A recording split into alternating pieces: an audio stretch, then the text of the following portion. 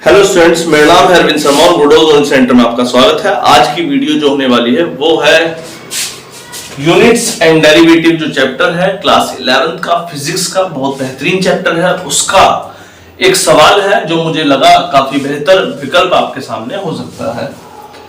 ये डायमेंशन के ऊपर सवाल है, डायमेंशन के ऊपर एक केस जो मुझे लगा डायमेंशनल वाले चैप्टर में काफी अच्छा विकल्प अगर एग्जाम में आया तो ये हो सकता है। Problem in the expression P equals to E L की पावर 2, L की जगह वैसे J देना चाहिए था पर उसने L दे रखा है तो L ही ले लिया हमने।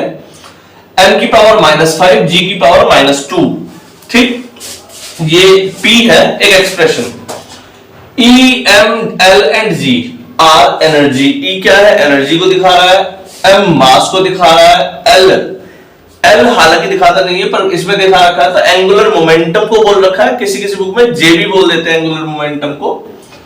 और G जो है वो ग्रेविटेशनल कांस्टेंट को दिखा रहा है। ये चार केसेस आपके सामने दिखाए हुए हैं।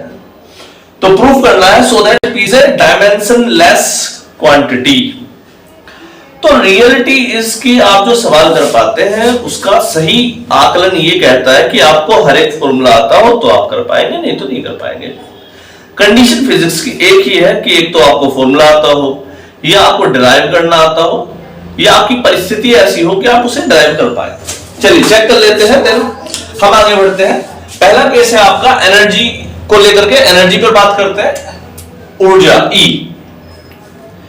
एनर्जी होती है वर्क डन के बराबर। वर्क डन होता है फोर्स इनटू डिस्प्लेसमेंट के बराबर। फोर्स की यूनिट फोर्स होता है मास इनटू एक्सेलरेशन के बराबर इनटू डिस्प्लेसमेंट को आप लंबाई बोल सकते हैं। इनकी अगर डायमेंशन की बात करी जाए तो m मास की होती है m L-T-2, एक्सेलरेशन की L-T-2 इनटू L। अगर ठीक से देखा जाए तो mL-T-2, ये इसकी डायमेंशन आ रही है। ठीक, ब्रैकेट के अंदर नहीं लगा रहे, डायरेक्टली सॉल्व कर रहे हैं। L जो है वो आपका इसने बोला है क्या? Angular momentum. एंगुलर मोमेंटम क्या होता है? Momentum into displacement. Momentum P, momentum को दिखा रहा है, मोमेंटम को बोलते हैं mv। P बराबर m1v1। mv momentum, mass into velocity, mass into velocity उसे मोमेंटम बोलते हैं, इनटू r। तो mvr जो यहां पर दिखाएगा वो दिखाएगा मोमेंटम को, एंगुलर मोमेंटम को। m की यूनिट होती है m, वेलोसिटी की यूनिट होती है L-T-1 और r जो है r डिस्टेंस है तो इसलिए इसकी यूनिट भी L हो गई। आपके केस में जो केस बन करके निकल करके आया mL2T-1, यहां पर पे इस जगह पर ये केस निकल करके आया एंगुलर मोमेंटम की यूनिट। रियल में ये L की पावर 2 यहां पर दे रखा है तो मैं इसमें L की पावर 2 ही कन्वर्ट कर लेता हूं। mL2T-1 की पावर 2। अगर पावर चढ़ाएंगे तो m की पावर 2, L की पावर 4, T की पावर -2 यहां पर निकल करके आया। एंगुलर मोमेंटम की यूनिट निकल करके आ गई।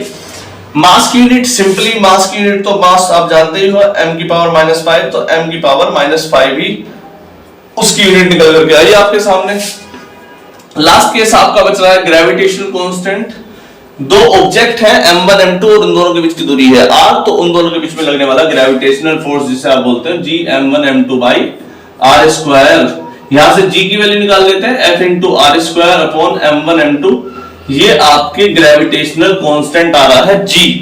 ठीक, ध्यान से देखिएगा, f की यूनिट जो होती है वो होती है mL-T-2, L की पावर 2 अपॉन m की पावर 2। डायमेंशन पर चर्चा करते हैं इसलिए डायरेक्टली लिख रहे हैं। तो ये g की वैल्यू हो गई। g की वैल्यू एग्जैक्ट आकलन आपको लिखना हो तो वो लिखेंगे आप mL की पावर, m से एक m कट गया यानी कि m की पावर -1, L की पावर 3 और T की पावर -2। ये डायमेंशन निकल कर गया है ग्रेविटेशनल कांस्टेंट की।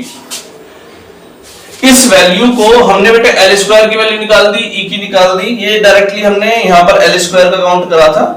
ठीक, यहां पर इस जगह पर ये सभी वैल्यू हम रख देते हैं, किसी एक जगह पर रख करके सोल्व करने की कोशिश करते हैं। जगह कहीं बची नहीं है, इसको हटा देते हैं इतने हिस्से को, क्योंकि ये एनर्जी की डायरेक्ट यूनिट दे रखी है E, एनर्जी की डायरेक्ट डायमेंशन दे दी।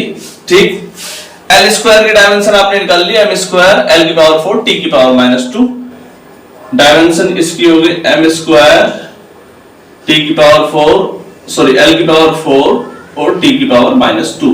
ये एक्चुअली में डायमेंशन एंगुलर मोमेंटम का स्क्वायर है।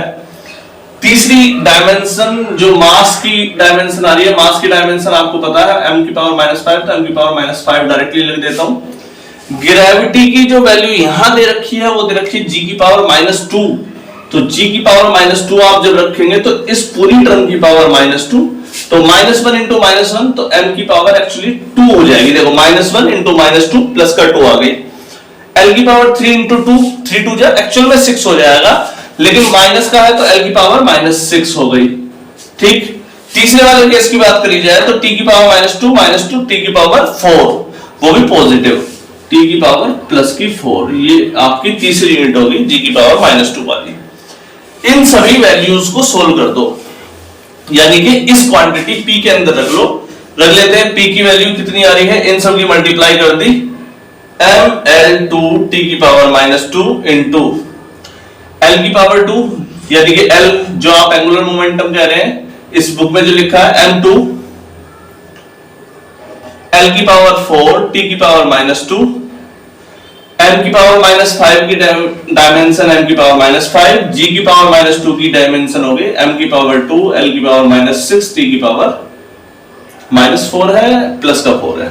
ठीक, अब इस डायमेंशन को एक्यूरेट करो, m की पावर 2 1, 1 और 2 3 और 2 5, m की पावर प्लस की 5, m की पावर यहां पे ध्यान से देखो माइनस की 5 भी है, तो m की पावर माइनस की 5, l की पावर 2, l की पावर 4, तो l की पावर कितनी हो गई 6। यहां पर l की पावर -6 ये दे रखी है, तो ये l की पावर -6, t की पावर -2, t की पावर -2, t की पावर -4, और यहां पर t की पावर प्लस की 4, माइनस की 4, प्लस की 4, ये आ गई।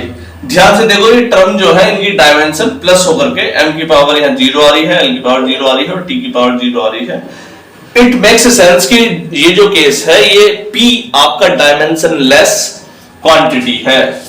तो ध्यान से रहे, क्लास 11th का एक बेहतरीन नमूना है ये डायमेंशन निकालने का और डायमेंशन के ऊपर केसेस को देखने का। चलिए आज के लिए इतना ही, नमस्कार।